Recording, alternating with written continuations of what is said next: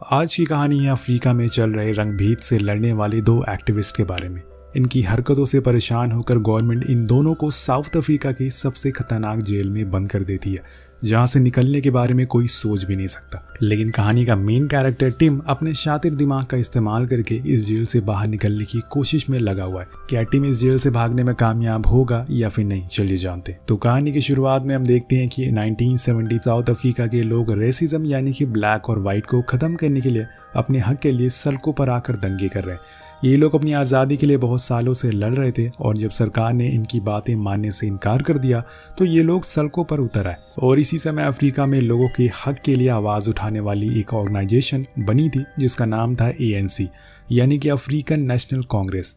इस ऑर्गेनाइजेशन के साथ काम करने वाले दो एक्टिव जेंकिन और स्टीफन ली ने आंदोलन शुरू करने के लिए पैम्फलेट बांटना चालू कर दिया, लेकिन कोई भी इनकी बातों को सुनने के लिए तैयार नहीं था और इसीलिए इन्होंने लोगों तक अपने पैम्फलेट पहुंचाने के लिए एक अनोखे आइडिया का इस्तेमाल किया। ये शहर की अलग अलग जगहों पर पैम्फलेट को बैग में भर कर रख देते थे और इन पैम्फलेट के नीचे एक बॉम्ब मशीन को टाइमर सेट कर देते थे।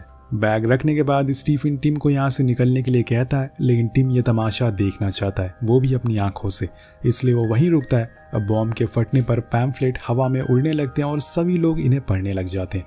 काम खत्म होने के बाद टिम और स्टीफन जाने वाले थे, लेकिन इससे पहले कि इन्हें अरेस्ट कर लिया जाता है क्योंकि इन्होंने जो पैम्फलेट बांटी थे उनमें सरकार के खिलाफ आंदोलन शुरू करने की बात लिखी हुई थी, जो कि गैर कानूनी है। गिरफ्तारी के बाद पता चलने पर टिम की गर्लफ्रेंड पुलिस स्टेशन में आती है और उसके जूते में छुपके से कुछ पैसे छुपा देती है ताकि वो उसके काम आ सके। टिम जल्दी से बाथरूम में आता है और वो उन पैसों को डालता है सिगरेट के बॉक्स में और इस बॉक्स को अपने पिछवाड़े में डाल देता है ताकि तलाशी लेने पर पुलिस को कुछ भी ना मिले। इसके बाद दोनों को कोर्ट में जज के सामने पेश किया जाता है तो सारे सबूत इनके खिलाफ मिलते हैं। टिम पर यह आरोप लगा था कि उसने 216 बारूद बनाए थे, इसलिए उसे 12 साल की सजा सुनाई जाती है और स्टीफन ने हर कदम पर टिम का साथ दिया और इसीलिए उसे 8 साल की सजा होती है। जज की बातें सुनकर स्टीफन का दिमाग काम करना बंद कर देता है और जब उसे जेल में शिफ्ट करने का समय आता है तो इतना ज्यादा वो घबरा जाता है तो उसे एक खिड़की दिखाई देती है और वो भागने के लिए वो बिना सोचे समझे खिड़की से नीचे कूद जाता है। लेकिन जब वो नीचे जाता है तो पहले से उसे डराने के लिए ऊपर से एक ऑफिसर उस पर गोलियां चलाने लगता है और फिर दूसरा ऑफिसर उसकी जमकर पिटाई करता है। अब इसके बाद इन दोनों को प्रिटोरिया प्रिजन लाया जाता है, जहां प्रिजन का वार्डन, जिसे सब लोग कैप्टन करके बुलाते हैं, वो इन्हें प्रिजन के रूल बताता है और इन्हें देशद्रोही कहता है क्योंकि ये लोग व्हाइट होने के बावजूद काले लोगों के हक के लिए लड़ रहे थे। फिर कैप्टन इन्हें गार्ड के हवाले कर देता है जिसका नाम था माइनियर। जब माइनियर इन्हें सेल तक ले जाता है तो टिम रास्ते में आने वाले सभी दरवाजों को बड़े ध्यान से देख और वहां खड़े हुए गार्ड की गिनती भी कर लेता है। अब जब इन्हें सेल के अंदर डाला जाता है तो टिम देखता है कि सेल को ग्रिल के दरवाजे से बंद किया गया है और ग्रिल के बाहर मेटल का बहुत बड़ा दरवाजा लगा हुआ है। जाने से पहले माइनियर इन्हें दोबारा रूल बताता है और कहता है कि अपने सेल को हमेशा साफ रखना क्योंकि जरा सी भी गंदगी मिलने पर तुम्हें सजा दी जा सकती है। अब सेल के अंदर जाने के बाद ये दोनों दीवार को नॉक करके एक दूसरे से कम्युनिकेट करते हैं। वह अगले दिन यानी कि जेल में अपने पहले दिन पर उनको ब्रेकफास्ट के समय पता चलता है कि कैदियों की ब्लू और ग्रे यूनिफॉर्म के बीच में क्या डिफरेंस है। जिन कैदियों ने ब्लू यूनिफॉर्म पहनी हुई थी उन्होंने खून जैसे बड़े क्राइम किए थे और उन्हें उम्र कैद की सजा मिली हुई थी। वहीं जिन लोगों ने ग्रे यूनिफॉर्म पहनी थी वो सभी पॉलिटिकल एक्टिविस्ट होते हैं जिन्हें 5 से 20 साल तक सजा मिली हुई थी। ब्रेकफास्ट के समय इन दोनों को डैनियल नाम का बहुत बड़ा पॉलिटिकल एक्टिविस्ट मिलता है। टिम उसे अपनी और स्टीफन की सजा के बारे में बताता है, लेकिन वो कहता है कि वो इतने समय तक यहाँ नहीं टिकने वाला। इसके बाद अगली सुबह डैनियल रनिंग करते वक्त इन दोनों से दोबारा मिलता है तो वो इन्हें बताता है कि अगर तुम दीवार को पार करके भागना चाहते हो तो इसके बारे में सोचना भी मत क्योंकि यहाँ की दीवार 20 फीट ऊंची है और ऊपर सिक्योरिटी गार्ड के साथ स्नाइपर भी तैनात है, इसलिए यहाँ से भाग पाना लगभग इम्पॉसिबल है। डैनियल उन्हें ये भी बताता है कि यहाँ से सुरंग बनाकर निकलना भी नामुमकिन है क्योंकि ये जेल इतना बड़ा है कि सुरंग खोद कर बाहर जाने में कई साल लग जाएंगे।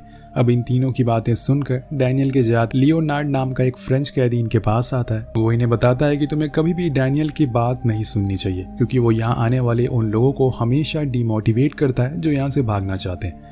वो कहता है कि अगर तुम यहाँ से भागने का प्लान बना रहे हो तो मैं इस प्लान में तुम्हारा साथ दूंगा, इसके बदले में तुम्हें जो भी मदद चाहिए वो मैं दे सकता हूँ। इस तरह से ये तीनों एक टीम बन जाते हैं और तभी कैप्टन इन्हें बात करते हुआ देख लेता है और उसे इन पर शक होता है कि आने वाले समय पर कुछ जरूर गड़बड़ करने वाले। खैर सेल में जाने के बाद टिम सबसे पहले अपने पिछवाड़े से सिगरेट बॉक्स में रखे हुए पैकेट को निकालता है, क्योंकि डैनियल ने उसे बताया था कि ज्यादा दिनों तक बॉक्स पीछे रखने से इन्फेक्शन हो सकता है। अब टिम रात भर दरवाजे के लॉक को देखकर सोचता रहता है कि इसे कैसे खोला जाए। इसी तरह से 23 दिनों तक सोचने के बाद रात को उसके दिमाग में एक आइडिया आता है कि अगर वो जेल के सभी दरवाजों की डुप्लीकेट चाबी बना ले तो वो आसानी से यहाँ से भाग सकता। अगले दिन नहाते समय टिम अपने दोनों साथियों को बताता है कि वो लकड़ी की चाबी बनाकर दरवाजे को खोलेंगे, लेकिन लियोनार्ड उसकी बातों को सीरियस नहीं लेता, क्योंकि वो बताता है कि यहाँ बहुत सारे दरवाजे हैं और इनकी चाबियां बनाने में इतनी सारी लकड़ी का मिलना मुश्किल है। लेकिन स्टीफन बताता है कि हमें वर्कशॉप से लकड़ियों का जुगाड़ हो सकता है। अब जैसे जैसे दिन बीतने लगते हैं वैसे ही मौके मिलने पर टिम सिक्योरिटी गार्ड के पास चाबी देख कर हर रात उसकी ड्राइंग बना लेता है और इसी तरह से 74 दिन तक चाबियों को ऑब्जर्व करने के बाद फाइनली उसकी ड्राइंग बनकर तैयार हो जाती है। तो वो वर्कशॉप में छोटी छोटी लकड़ियों लेकर चाबी बनाने में लग जाता है। तभी बेल रिंग होने लगती है, जिसका मतलब था कि वर्कशॉप पर शिफ्ट बदलने वाली है।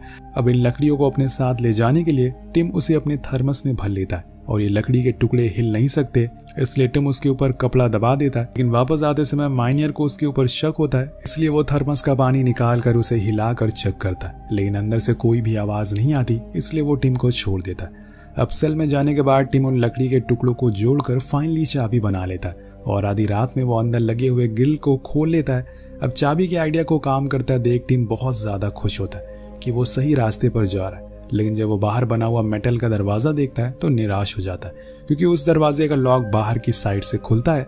लेकिन यहाँ दोस्तों टिम ने निराश होकर हार नहीं मानी थी। वो कुछ दिन और कोशिश करता है और उस दरवाजे की भी चाबी बना लेता है। और अगले दिन जब जेल के सभी कैदी कॉरिडोर की सफाई कर रहे होते हैं तब टिम अपनी चाबी को टेस्ट करता है और लियोनार्ड दूसरे दरवाजे पर पहरा दे रहा था।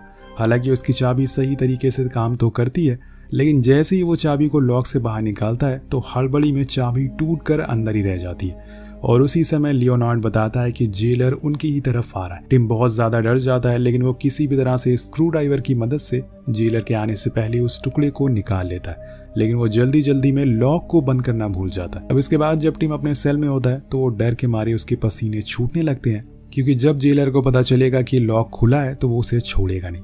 फिर थोड़ी देर बाद जब जेलर यहाँ आता है तो वो दरवाजे के लॉक को खुला देखकर हैरान रह जाता है, क्योंकि इतने सालों में उसके साथ ऐसा कभी नहीं हुआ। लेकिन वो दरवाजे पर ज्यादा ध्यान नहीं देता और उसे बंद करके वहां से चला जाता है। वेल कुछ दिनों के बाद साल का वो समय आ जाता है जब कैदियों को उसके परिवार से 30 मिनट तक मिलने का समय मिलता है। लेकिन जब लियोनार्ड अपने बेटे से मिलता है तो वो दोनों फ्रेंच में बातें करने लगते हैं, जिसे देखकर सिक्योरिटी गार्ड उसे 30 मिनट से पहले ही वापस सेल में भेज देता है और इस बात से उसे बहुत गुस्सा आता है। अब देखते ही देखते जेल के अंदर इन लोगों को 182 दिन हो जाते हैं और इनकी टेंशन दिन ब दिन बढ़ती जा रही थी, क्योंकि इन्हें समझ नहीं आ रहा था कि सेल के बाहर वाले दरवाजे को कैसे खोले। लेकिन एक दिन सेल के अंदर सफाई करते समय लियोनार्ड को आइडिया आता है कि वो रस्सी की मदद से चाबी को लॉक तक पहुंचा सकते हैं। लेकिन टिम बताता है सिर्फ रस्सी से दरवाजे को खोल नहीं सकते, क्योंकि हमें चाबी को घुमाना भी होगा। जब ये तीनों इस बारे में डिस्कस कर रहे होते हैं तभी जेलर वहां आ जाता है और इन्हें बात करते हुए देखकर उसे इन तीनों पर डाउट होता है, पर पूछे जाने पर ये कहते हैं कि ये तो बस अपने काम के बारे में बातें कर रहे थे। जेलर के जाने के बाद स्टीफन की नजर झाड़ू की स्टिक पर पड़ती है, जिसे देखकर उसे एक और आइडिया आता है कि अगर किसी तरह से इस चाबी को स्टिक में फंसा दे तो इसकी मदद से चाबी को घुमाकर लॉक को खोला जा सकता है। लेकिन उनके पास जो स्टिक होती है वो छोटी होने की वजह से दरवाजे तक पहुंच नहीं पा रही थी, इसलिए स्टिक की लंबाई बढ़ाने और रोटेटिंग मैकेनिज्म बनाने के लिए टिम जब अगले दिन वर्कशॉप में जाता है तो उसे एक मशीन दिखाई देती है, जिससे इंस्पायर होकर टिम वैसे ही सेम चीज अपनी स्टिक में फिट कर देता है। अब आधी रात को टिम अपनी चाबी को ट्राई करने के लिए जाता है तो वो बहुत कोशिश करने के बाद उस लॉक को फाइनली खोलने में कामयाब हो जाता है।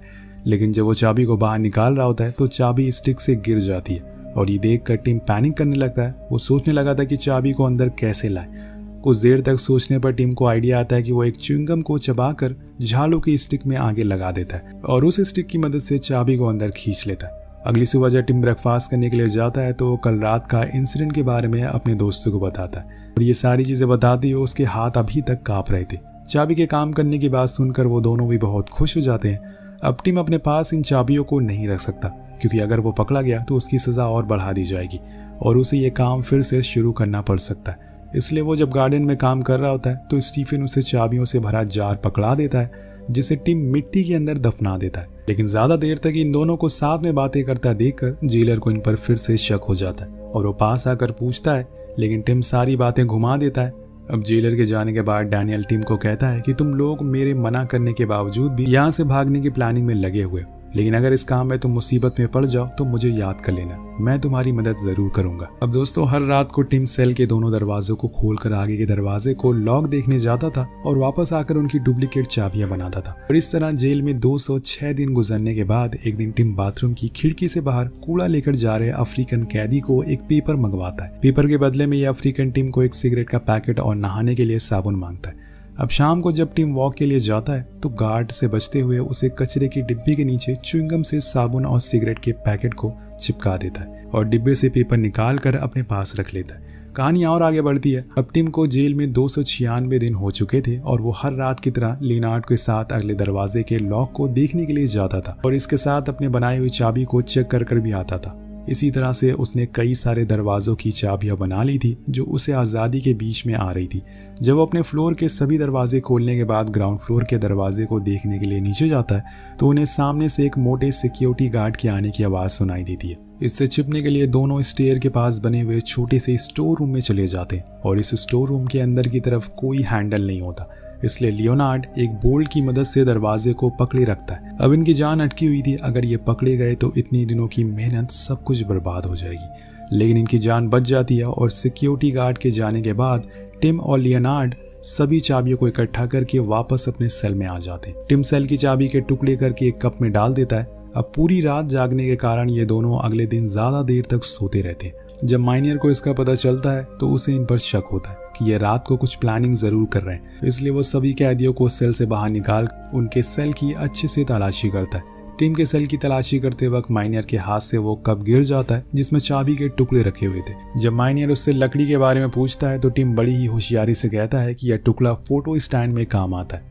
माइनियर वहां पर स्टिक के ऊपर लगी हुई रस्सी को भी देखता है, लेकिन उसे सब कुछ नॉर्मल लगता है। पता नहीं चल पाता कि ये क्या प्लानिंग कर रहे हैं, इसलिए वो टिम को वार्निंग देकर यहाँ से चला जाता है। माइनियर के जाने के बाद टिम समझ जाता है कि चाबियां अपने पास रखना सेफ नहीं है क्योंकि वो कभी भी पकड़ा जा सकता है।